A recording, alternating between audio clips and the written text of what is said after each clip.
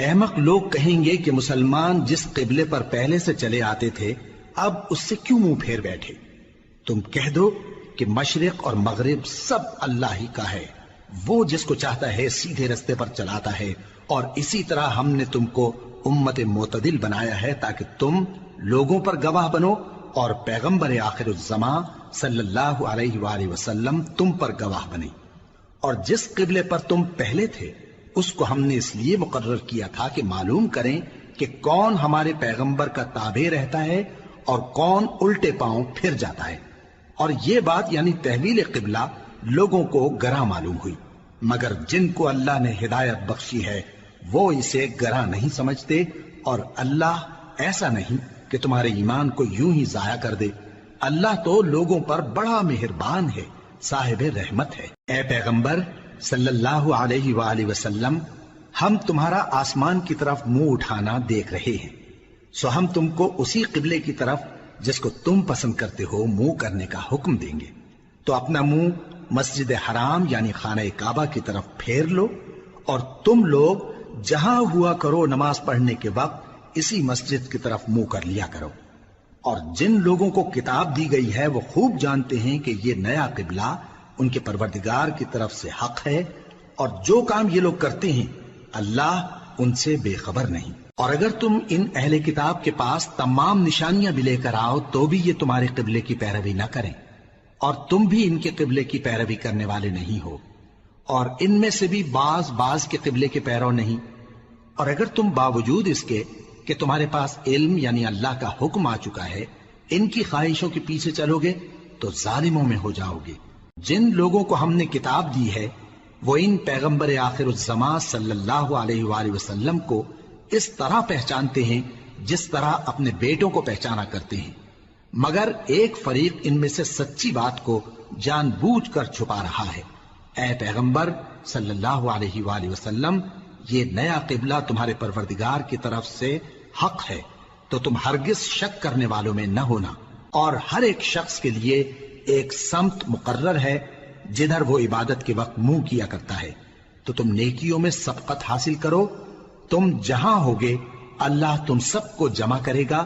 بے شک اللہ ہر چیز پر قادر ہے۔ اور تم جہاں سے نکلو نماز میں اپنا منہ مسجد حرام کی طرف کر لیا کرو، بے شبہ یہ تمہارے پروردگار کی طرف سے حق ہے، اور تم لوگ جو کچھ کرتے ہو اللہ اس سے بے خبر نہیں۔ اور تم جہاں سے نکلو مسجد حرام کی طرف منہ کر کے نماز پڑھا کرو، اور مسلمانوں تم جہاں ہوا کرو اسی مسجد کی طرف رخ کیا کرو۔ یہ تاکید اس لیے کی گئی ہے کہ لوگ تم کو کسی طرح کا الزام نہ دے سکیں، مگر ان میں سے جو ظالم ہیں وہ الزام دیں تو دیں، سو ان سے مت ڈرنا اور مجھی سے ڈرتے رہنا، اور یہ بھی مقصود ہے کہ میں تم کو اپنی تمام نعمتیں بخشوں، اور یہ بھی کہ تم راہ راست پر چلو۔ جس طرح من جملہ اور نعمتوں کے ہم نے تمہیں میں سے ایک رسول بھیجے ہیں جو تم کو ہماری آیتیں پڑھ پڑھ کر سناتے اور تمہیں پاک بناتے، اور کتاب یعنی قرآن اور دانائی سکھاتے ہیں، اور ایسی باتیں بتاتے ہیں جو تم پہلے نہیں جانتے تھے، سو تم مجھے یاد کیا کرو، میں تمہیں یاد کیا کروں گا، اور میرا احسان مانتے رہنا اور میری ناشکری نہ کرنا۔ اے ایمان والو، صبر اور نماز سے مدد لیا کرو، بے شک اللہ صبر کرنے والوں کے ساتھ ہے۔ اور جو لوگ اللہ کی راہ میں مارے جائیں ان کی نسبت یہ نہ کہنا کہ وہ مرے ہوئے ہیں، وہ مردہ نہیں بلکہ زندہ ہیں، لیکن تم کو شعور نہیں۔ اور ہم کسی قدر خوف اور بھوک اور مال اور جانوں اور میووں کے نقصان سے تمہاری آزمائش کریں گے، اور صبر کرنے والوں کو بشارت سنا دو کہ ان لوگوں پر جب کوئی مصیبت واقع ہوتی ہے تو کہتے ہیں کہ ہم اللہ ہی کا مال ہیں اور اسی کی طرف لوٹ کر جانے والے ہیں۔ یہی لوگ ہیں جن پر ان کے پروردگار کی عنایتیں ہیں اور خصوصی رحمت بھی ہے، اور یہی سیدھے رستے پر ہیں۔ بے شک کوہ صفا اور مروہ اللہ کی نشانیوں میں سے ہیں، تو جو شخص خانہ کعبہ کا حج یا عمرہ کرے اس پر کچھ گناہ نہیں کہ دونوں کے درمیان چکر لگائے، بلکہ یہ ایک نیک کام ہے، اور جو کوئی نیک کام کرے تو اللہ قدردان ہے، دانا ہے۔ جو لوگ ہمارے حکموں اور ہدایتوں کو جو ہم نے نازل کی ہیں کسی غرض فاسد سے چھپاتے ہیں، باوجود کہ ہم نے ان کو لوگوں کے سمجھانے کے لیے اپنی کتاب میں کھول کھول کر بیان کر دیا ہے۔ ایسوں پر اللہ اور تمام لعنت کرنے والے لعنت کرتے ہیں۔ ہاں، جو توبہ کرتے ہیں اور اپنی حالت درست کر لیتے ہیں اور احکام الہی کو صاف صاف بیان کر دیتے ہیں تو میں ان کے قصور معاف کر دیتا ہوں، اور میں بڑا معاف کرنے والا، بڑا مہربان ہوں۔ جو لوگ کافر ہوئے اور کافر ہی مرے، ایسوں پر اللہ کی اور فرشتوں کی اور انسانوں کی سب کی لعنت، وہ ہمیشہ اسی لعنت میں گرفتار رہیں گے۔ ان سے نہ تو عذاب ہلکا ہی کیا جائے گا اور نہ انہیں کچھ مہلت ملے گی۔ اور لوگوں، تمہارا معبود ایک ہی معبود ہے، اس بڑے مہربان اور رحم والے کے سوا کوئی عبادت کے لائق نہیں۔ بے شک آسمانوں اور زمین کے پیدا کرنے میں اور رات اور دن کے ایک دوسرے کے پیچھے آنے جانے میں اور کشتیوں اور جہازوں میں جو سمندر میں لوگوں کے فائدے کے لیے رواں ہیں، اور میں جس کو اللہ آسمان سے برساتا اور اس سے زمین کو اس کے مردہ ہو جانے کے بعد زندہ یعنی خشک ہو جانے کے بعد سرسبز کر دیتا ہے، اور زمین پر ہر قسم کے جانور پھیلانے میں اور ہواؤں کے چلانے میں اور بادلوں میں جو آسمان اور زمین کے درمیان گھرے رہتے ہیں، عقل مندوں کے لیے اللہ کی قدرت کی نشانیاں ہیں۔ اور بعض لوگ ایسے ہیں جو غیر اللہ کو اللہ کا شریک بناتے اور ان سے اللہ کی سی محبت کرتے ہیں، لیکن جو ایمان والے ہیں وہ تو اللہ ہی کے سب سے زیادہ دوست دار ہیں۔ اور اے کاش ظالم لوگ جو بات عذاب کے وقت دیکھیں گے اب دیکھ لیتے کہ سب طرح کی طاقت اللہ ہی کو ہے، اور یہ کہ اللہ سخت عذاب کرنے والا ہے۔ اس دن کفر کے پیشوا اپنے پیروں سے بیزاری ظاہر کریں گے اور دونوں عذاب الہی دیکھ لیں گے اور ان کے آپس کے تعلقات منقطع ہو جائیں گے۔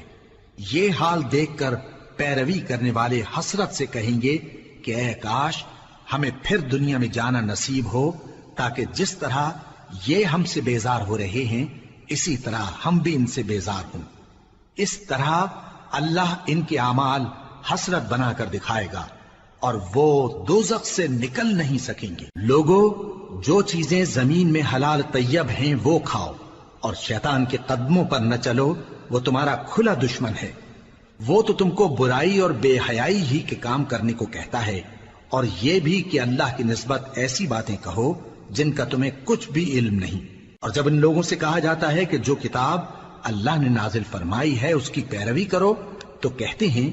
نہیں، بلکہ ہم تو اسی چیز کی پیروی کریں گے جس پر ہم نے اپنے باپ دادا کو پایا۔ بھلا اگرچہ ان کے باپ دادا نہ کچھ سمجھتے ہوں اور نہ سیدھے رستے پر ہوں، تب بھی وہ انہی کی تقلید کیے جائیں گے۔ جو لوگ کافر ہیں ان کی مثال اس شخص کی سی ہے جو کسی ایسی چیز کو آواز دے جو پکار اور آواز کے سوا کچھ سن نہ سکے۔ یہ بہرے ہیں، گونگے ہیں، اندھے ہیں کہ کچھ سمجھ ہی نہیں سکتے۔ اے اہل ایمان، جو پاکیزہ چیزیں ہم نے تم کو عطا فرمائی ہیں ان کو کھاؤ، اور اگر اللہ ہی کے بندے ہو تو اس کی نعمتوں کا شکر بھی ادا کرو۔ اس نے تو تم پر بس مرا ہوا جانور اور لہو اور سور کا گوشت اور جس چیز پر اللہ کے سوا کسی اور کا نام پکارا جائے حرام کر دیا ہے۔ ہاں، جو مجبور ہو جائے بشرطے کہ اللہ کی نافرمانی نہ کرے اور حد ضرورت سے باہر نہ نکل جائے، اس پر کچھ گناہ نہیں۔ بے شک اللہ بخشنے والا ہے، رحم کرنے والا ہے۔ جو لوگ اللہ کی کتاب سے ان آیتوں اور ہدایتوں کو جو اس نے نازل فرمائی ہیں چھپاتے اور ان کے بدلے تھوڑی سی قیمت یعنی دنیاوی منفعت حاصل کرتے ہیں، وہ اپنے پیٹوں میں محض آگ بھرتے ہیں۔ ایسے لوگوں سے اللہ قیامت کے دن نہ کلام کرے گا اور نہ ان کو گناہوں سے پاک کرے گا، اور ان کے لیے دکھ دینے والا عذاب ہے۔ یہ وہ لوگ ہیں جنہوں نے ہدایت چھوڑ کر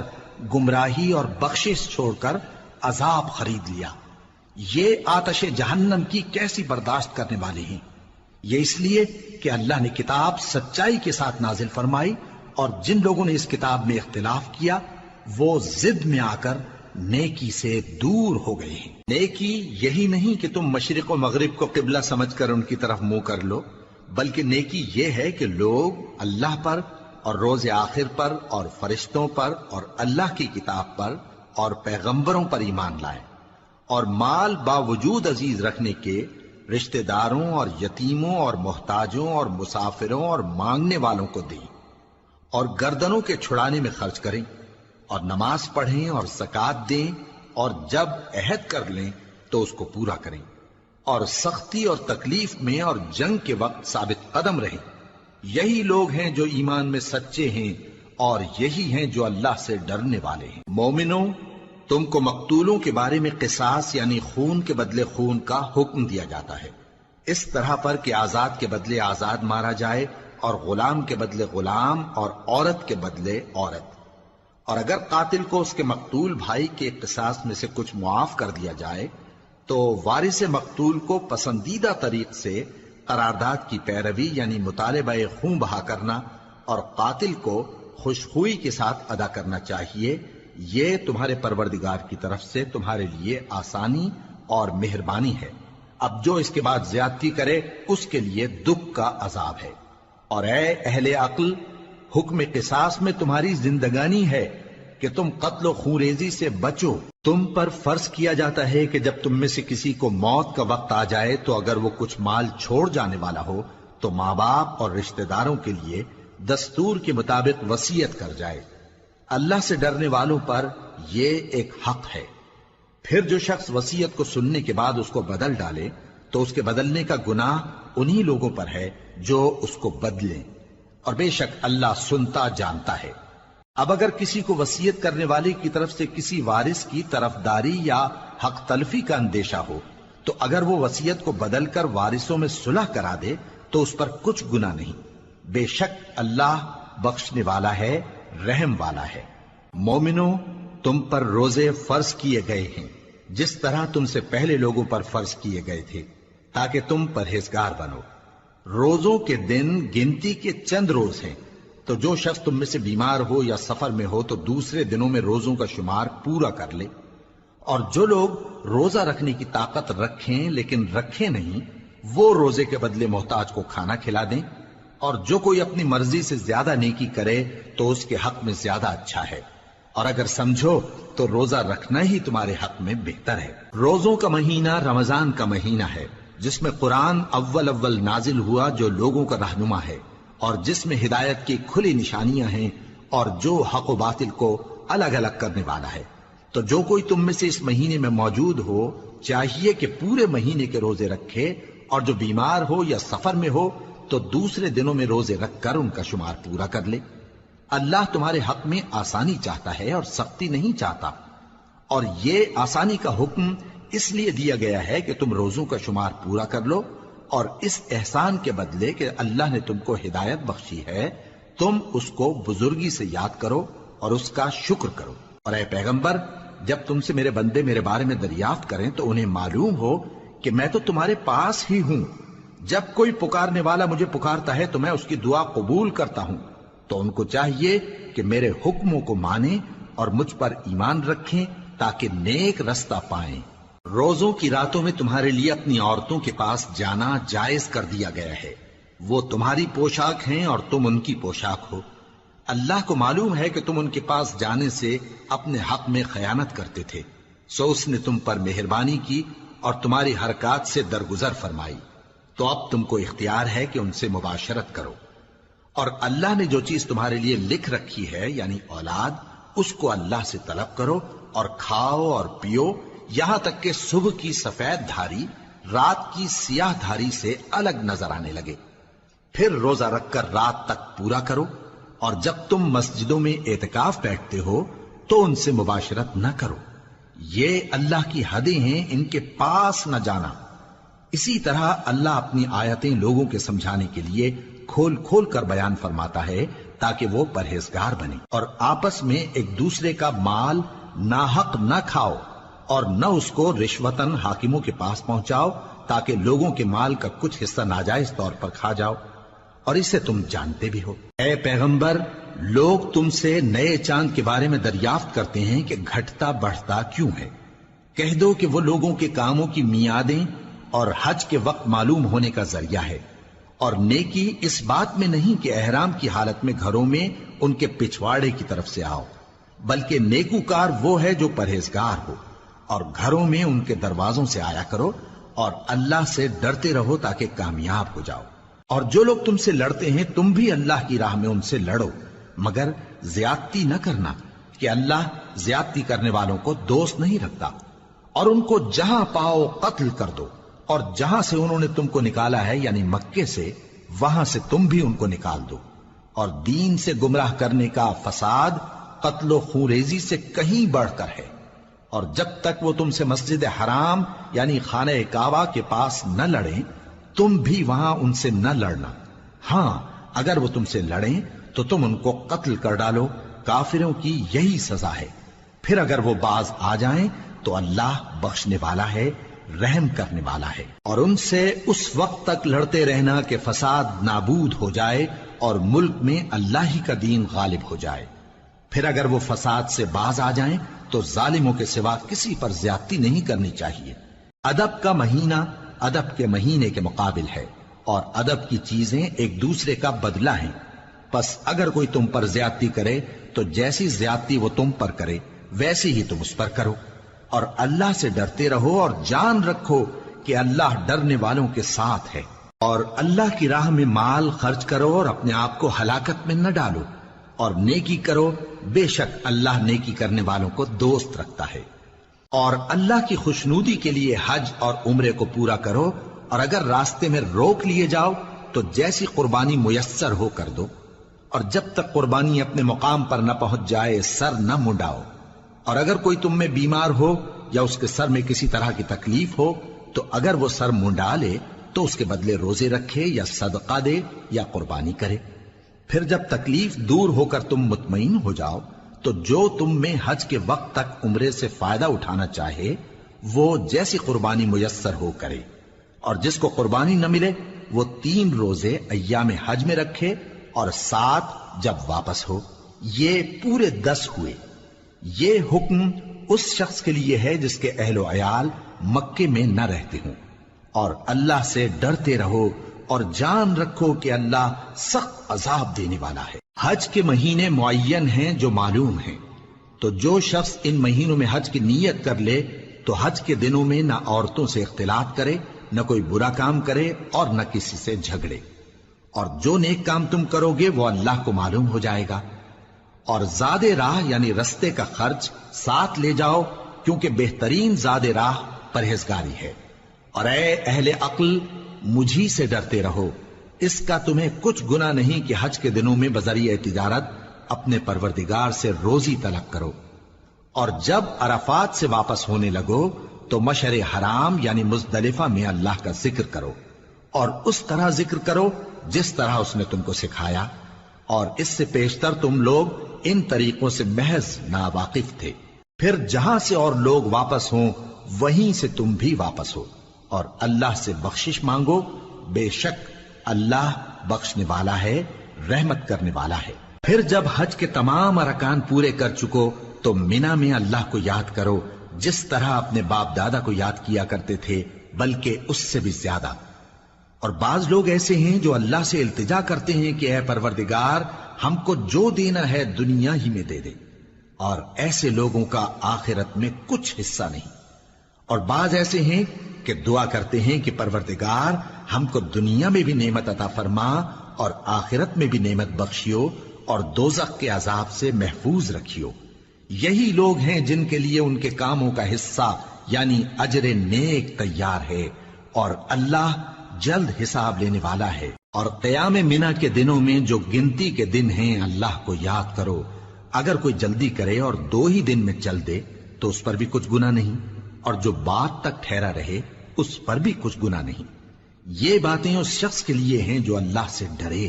اور تم لوگ اللہ سے ڈرتے رہو اور جان رکھو کہ تم سب اس کے پاس جمع کیے جاؤ گے۔ اور کوئی شخص تو ایسا ہے جس کی گفتگو دنیا کی زندگی میں تم کو دلکش معلوم ہوتی ہے، اور وہ اپنے معافی ضمیر پر یعنی اس بات پر جو اس کے دل میں ہے اللہ کو گواہ بناتا ہے، حالانکہ وہ سخت جھگڑالو ہے۔ اور جب پیٹ پھیر کر چلا جاتا ہے تو زمین میں دوڑتا پھرتا ہے تاکہ اس میں فتنہ انگیزی کرے اور کھیتی کو برباد اور انسانوں اور حیوانوں کی نسل کو نابود کر دے، اور اللہ فتنہ انگیزی کو پسند نہیں کرتا۔ اور جب اس سے کہا جاتا ہے کہ اللہ سے خوف کر تو غرور اس کو گناہ میں پھنسا دیتا ہے، سو اس کو جہنم کافی ہے اور وہ بہت برا ٹھکانہ ہے۔ اور کوئی شخص ایسا ہے کہ اللہ کی خوشنودی حاصل کرنے کے لیے اپنی جان بیچ ڈالتا ہے، اور اللہ بندوں پر بہت مہربان ہے۔ مومنو، اسلام میں پورے پورے داخل ہو جاؤ اور شیطان کے پیچھے نہ چلو، وہ تو تمہارا کھلا دشمن ہے۔ پھر اگر تم احکام روشن پہنچ جانے کے بعد لڑکھڑا جاؤ تو جان رکھو کہ اللہ غالب ہے، حکمت والا ہے۔ کیا یہ لوگ اسی بات کے منتظر ہیں کہ ان پر اللہ کا عذاب بادل کے سائبانوں میں نازل ہو اور فرشتے بھی اتر آئیں اور کام تمام کر دیا جائے؟ اور سب کاموں کا رجوع اللہ ہی کی طرف ہے۔ اے پیغمبر، بنی اسرائیل سے پوچھو کہ ہم نے ان کو کتنی کھلی نشانیاں دیں، اور جو شخص اللہ کی نعمت کو اپنے پاس آنے کے بعد بدل دے تو اللہ سخت عذاب کرنے والا ہے۔ اور جو کافر ہیں ان کے لیے دنیا کی زندگی خوشنما کر دی گئی ہے، اور وہ مومنوں سے تمسخر کرتی ہیں، لیکن جو پرہیزگار ہیں وہ قیامت کے دن ان سے اوپر ہوں گے۔ اور اللہ جس کو چاہتا ہے بے حساب رزق دیتا ہے۔ پہلے تو سب لوگوں کا ایک ہی مذہب تھا، لیکن وہ آپس میں اختلاف کرنے لگے تو اللہ نے ان کی طرف بشارت دینے والے اور ڈر سنانے والے پیغمبر بھیجے، اور ان پر سچائی کے ساتھ کتابیں نازل کی، تاکہ جن امور میں لوگ اختلاف کرتے تھے ان کا ان میں فیصلہ کر دے۔ اور اس میں اختلاف بھی انہی لوگوں نے کیا جن کو کتاب دی گئی تھی، باوجود کہ ان کے پاس کھلے ہوئے احکام آ چکے تھے، اور یہ اختلاف انہوں نے صرف آپس کی ضد سے کیا۔ تو جس امر حق میں وہ اختلاف کرتے تھے اللہ نے اپنی مہربانی سے مومنوں کو اس کی راہ دکھا دی، اور اللہ جس کو چاہتا ہے سیدھا رستہ دکھا دیتا ہے۔ کیا تم یہ خیال کرتے ہو کہ یوں ہی بہشت میں داخل ہو جاؤ گے، اور ابھی تم کو پہلے لوگوں کی سی مشکلیں تو پیش آئی ہی نہیں؟ ان کو بڑی بڑی سختیاں اور تکلیفیں پہنچیں، اور وہ صعوبتوں میں ہلا ہلا دیے گئے، یہاں تک کہ پیغمبر اور مومن لوگ جو ان کے ساتھ تھے سب پکار اٹھے کہ کب اللہ کی مدد آئے گی۔ دیکھو اللہ کی مدد ان قریب آیا چاہتی ہے۔ اے نبی، لوگ تم سے پوچھتے ہیں کہ اللہ کی راہ میں کس طرح کا مال خرچ کریں۔ کہہ دو کہ جو چاہو خرچ کرو، لیکن جو مال خرچ کرنا چاہو وہ درجہ بدرجہ اہل استحقاق یعنی ماں باپ کو اور قریب کے رشتہ داروں کو اور یتیموں کو اور محتاجوں کو اور مسافروں کو سب کو دو، اور جو بھلائی تم کرو گے اللہ اس کو جانتا ہے۔ مسلمانوں، تم پر اللہ کے رستے میں لڑنا فرض کر دیا گیا ہے، اور وہ تمہیں ناگوار تو ہوگا، مگر عجب نہیں کہ ایک چیز تم کو بری لگے اور وہ تمہارے حق میں بھلی ہو، اور عجب نہیں کہ ایک چیز تم کو بھلی لگے اور وہ تمہارے لیے مضر ہو، اور ان باتوں کو اللہ ہی بہتر جانتا ہے اور تم نہیں جانتے۔ اے پیغمبر، لوگ تم سے عزت والے مہینوں میں لڑائی کرنے کے بارے میں دریافت کرتے ہیں، کہہ دو کہ ان میں لڑنا بڑا گناہ ہے، اور اللہ کی راہ سے روکنا اور اس سے کفر کرنا اور مسجد حرام یعنی خانہ کعبہ میں جانے سے بند کرنا اور اہل مسجد کو اس میں سے نکال دینا جو یہ کفار کرتے ہیں، اللہ کے نزدیک اس سے بھی زیادہ گناہ ہے، اور فتنہ انگیزی خونریزی سے بھی بڑھ کر ہے۔ اور یہ لوگ ہمیشہ تم سے لڑتے رہیں گے، یہاں تک کہ اگر مقدور رکھیں تو تم کو تمہارے دین سے پھیر دیں، اور جو کوئی تم میں سے اپنے دین سے پھر کر کافر ہو جائے گا اور کافر ہی مرے گا تو ایسے لوگوں کے اعمال دنیا اور آخرت دونوں میں برباد ہو جائیں گے، اور یہی لوگ دوزخ میں جانے والے ہیں جس میں ہمیشہ رہیں گے۔ جو لوگ ایمان لائے اور اللہ کے لیے وطن چھوڑ گئے اور کفار سے جنگ کرتے رہے وہی اللہ کی رحمت کے امیدوار ہیں، اور اللہ بخشنے والا ہے، رحمت کرنے والا ہے۔ اے پیغمبر، لوگ تم سے شراب اور جوئے کا حکم دریافت کرتے ہیں، کہہ دو کہ ان میں گناہ بڑے ہیں اور لوگوں کے لیے کچھ فائدے بھی ہیں، مگر ان کے گناہ فائدوں سے کہیں زیادہ ہیں۔ اور یہ بھی تم سے پوچھتے ہیں کہ اللہ کی راہ میں کون سا مال خرچ کریں، کہہ دو کہ جو ضرورت سے زیادہ ہو۔ اس طرح اللہ تمہارے لیے اپنے احکام کھول کھول کر بیان فرماتا ہے تاکہ تم سوچو، یعنی دنیا اور آخرت کی باتوں میں غور کرو۔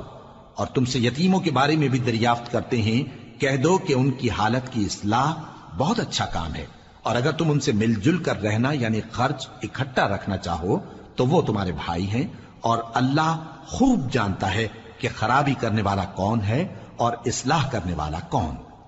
اور اگر اللہ چاہتا تو تم کو تکلیف میں ڈال دیتا، بے شک اللہ غالب ہے، حکمت والا ہے۔ اور مومنوں مشرک عورتوں سے جب تک وہ ایمان نہ لائیں نکاح نہ کرنا، کیونکہ مشرک عورت خواہ تم کو کیسی ہی بھلی لگے اس سے مومن لونڈی بہتر ہے۔ اور اسی طرح مشرک مرد جب تک ایمان نہ لائیں مومن عورتوں کو ان کی زوجیت میں نہ دینا، کیونکہ مشرک مرد سے خواہ وہ تم کو کیسا ہی بھلا لگے مومن غلام بہتر ہے۔ یہ مشرک لوگوں کو دوزخ کی طرف بلاتی ہیں، اور اللہ اپنی مہربانی سے بہشت اور بخشش کی طرف بلاتا ہے، اور اپنے حکم لوگوں سے کھول کھول کر بیان کرتا ہے تاکہ نصیحت حاصل کریں۔ اور تم سے حیض کے بارے میں دریافت کرتے ہیں، کہہ دو وہ تو نجاست ہے، سو ایام حیض میں عورتوں سے کنارہ کش رہو، اور جب تک وہ پاک نہ ہو جائیں ان سے مقاربت نہ کرو۔ ہاں جب وہ پاک ہو جائیں تو جس طریق سے اللہ نے تمہیں ارشاد فرمایا ہے ان کے پاس جاؤ، کچھ شک نہیں کہ اللہ توبہ کرنے والوں اور پاک صاف رہنے والوں کو دوست رکھتا ہے۔ تمہاری عورتیں تمہاری کھیتی ہیں، تو اپنی کھیتی میں جس طرح چاہو جاؤ، اور اپنے لیے نیک عمل آگے بھیجو، اور اللہ سے ڈرتے رہو، اور جان رکھو کہ ایک دن تمہیں اس کے روبرو حاضر ہونا ہے۔ اور اے پیغمبر ایمان والوں کو بشارت سنا دو،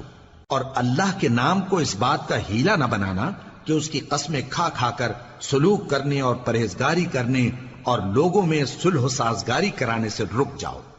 اور اللہ سب کچھ سنتا ہے جانتا ہے۔ اللہ تمہاری لغو قسموں پر تم سے مواخذہ نہیں کرے گا، لیکن جو قسمیں تم قصد دلی سے کھاؤ گے ان پر مواخذہ کرے گا، اور اللہ بخشنے والا ہے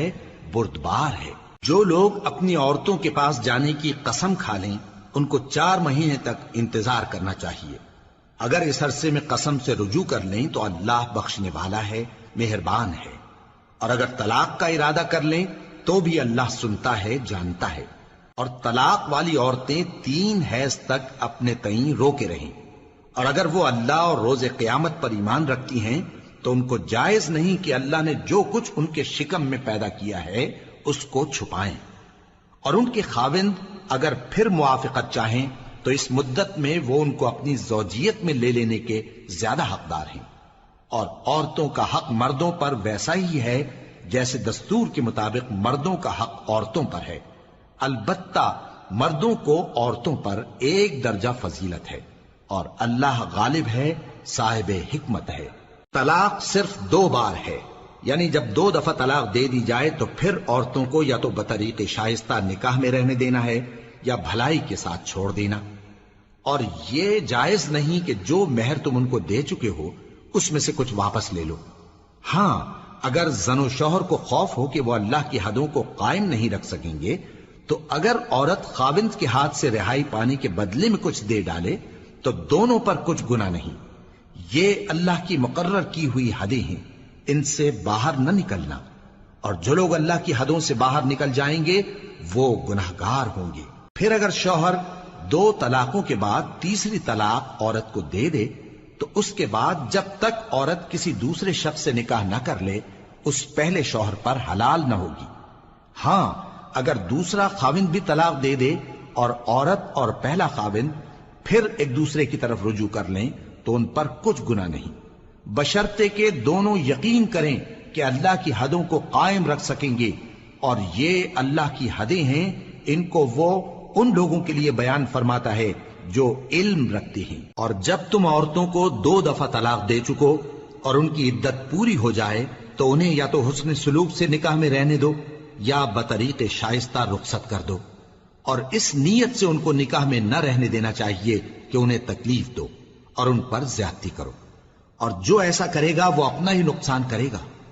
اور اللہ کے احکام کو ہنسی اور کھیل نہ بناؤ، اور اللہ نے تم کو جو نعمتیں بخشی ہیں اور تم پر جو کتاب اور دانائی کی باتیں نازل کی ہیں جن سے وہ تمہیں نصیحت فرماتا ہے ان کو یاد کرو، اور اللہ سے ڈرتے رہو، اور جان رکھو کہ اللہ ہر چیز سے واقف ہے۔ اور جب تم عورتوں کو طلاق دے چکو اور ان کی عدت پوری ہو جائے تو ان کو اپنے شوہروں کے ساتھ جب وہ آپس میں جائز طور پر راضی ہو جائیں نکاح کرنے سے مت روکو۔ اس حکم سے اس شخص کو نصیحت کی جاتی ہے جو تم میں اللہ اور روز آخر پر یقین رکھتا ہے۔ یہ تمہارے لیے نہایت خوب اور بہت پاکیزگی کی بات ہے، اور اللہ جانتا ہے اور تم نہیں جانتے۔ اور مائیں اپنے بچوں کو پورے 2 سال دودھ پلائیں یہ حکم اس شخص کے لیے ہے جو پوری مدت تک دودھ پلوانا چاہے، اور دودھ پلانے والی ماؤں کا کھانا اور کپڑا دستور کے مطابق باپ کے ذمے ہوگا۔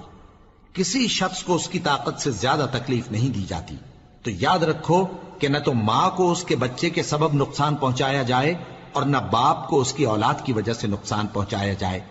اور اسی طرح نان و نفقہ بچے کے وارث کے ذمے ہے۔ اور اگر دونوں یعنی ماں باپ آپس کی رضامندی اور صلاح سے بچے کا دودھ چھڑانا چاہیں تو ان پر کچھ گناہ نہیں، اور اگر تم اپنی اولاد کو دودھ پلوانا چاہو تو تم پر کچھ گناہ نہیں، بشرطے کہ تم دودھ پلانے والیوں کو دستور کے مطابق ان کا حق جو تم نے دینا کیا تھا دے دو،